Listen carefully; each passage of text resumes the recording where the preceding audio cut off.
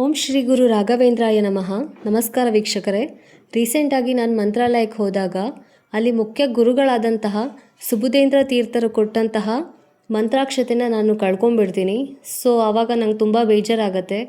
ಅಂದ್ಕೊಳ್ತೀನಿ ಮನಸ್ಸಲ್ಲೇ, ಯಾಕೆ ನಾನು ಮಂತ್ರಾಲಯಕ್ಕೆ ಬಂದಿದ್ದು ರಾಯರ ಆಶೀರ್ವಾದ ನನಗೆ ಸಿಕ್ಕಿಲ್ವಾ, ಅಥವಾ ಮುಂದೆ ಏನಾದರೂ ತೊಂದರೆ ಆಗೋ ಸೂಚನೆ ರಾಯರು ಕೊಡ್ತಾ ಇದ್ದಾರಾ ಅಂತ ಹೇಳಿ ತುಂಬ ಗೊಂದಲ ಆಗುತ್ತೆ. ಹಾಗೆ ಇದಕ್ಕೆ ಪರಿಹಾರ ಏನು ಅಂತಲೂ ನನಗೆ ಗೊತ್ತಾಗೋದಿಲ್ಲ. ಆವಾಗ ನಾನು ಏನು ಮಾಡ್ತೀನಿ ಅಂತ ಹೇಳಿ ತಿಳಿಸ್ಕೊಡ್ತೀನಿ. ಸೊ ಯಾರೂ ಕೂಡ ವಿಡಿಯೋ ಸ್ಕಿಪ್ ಮಾಡಬೇಡಿ, ಕೊನೆವರೆಗೂ ನೋಡಿ.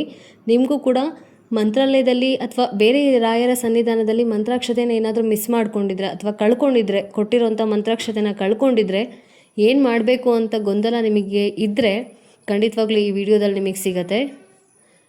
ಏನು ಮಾಡಿದೆ ಅಂತ ಹೇಳಿದ್ರೆ, ನಾನು ರಾಯರ ದರ್ಶನ ಮಾಡಿಕೊಂಡೆ, ಮತ್ತೊಂದು ಸಲ ಹೋಗಿ ಮಂತ್ರಾಕ್ಷತೆ ಇಸ್ಕೊಂಬರೋಣ ಅಂತ ಹೋದೆ. ಆದರೆ ಮಂತ್ರಾಕ್ಷತೆ ಕೊಡೋದನ್ನು ನಿಲ್ಲಿಸಿದ್ರು. ಸೊ ರಿಟರ್ನ್ ಊರಿಗೆ ಹೋಗಬೇಕಾಗಿತ್ತು. ಊರಿಗೆ ಹೊರಟಾಗ ಅಲ್ಲಿ ಬಿಚ್ಚಲಮ್ಮ ದೇವಿ ದೇವಸ್ಥಾನಕ್ಕೆ ಹೋದ್ವಿ. ಅಲ್ಲಿ ಗುರುಗಳಿದ್ದರು. 3 ರೌಂಡ್ ಪ್ರದಕ್ಷಿಣೆ ಹಾಕಿ ನಾನು ನಿಮಗೆ ಮಂತ್ರಾಕ್ಷತೆ ಕೊಡ್ತೀನಿ ಅಂತ ಹೇಳಿದ್ರು.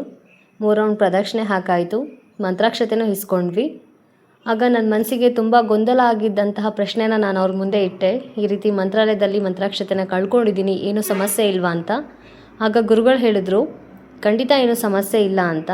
ಆಗ ನನ್ನ ಮನಸ್ಸಿಗೆ ತುಂಬ ಖುಷಿಯಾಯಿತು.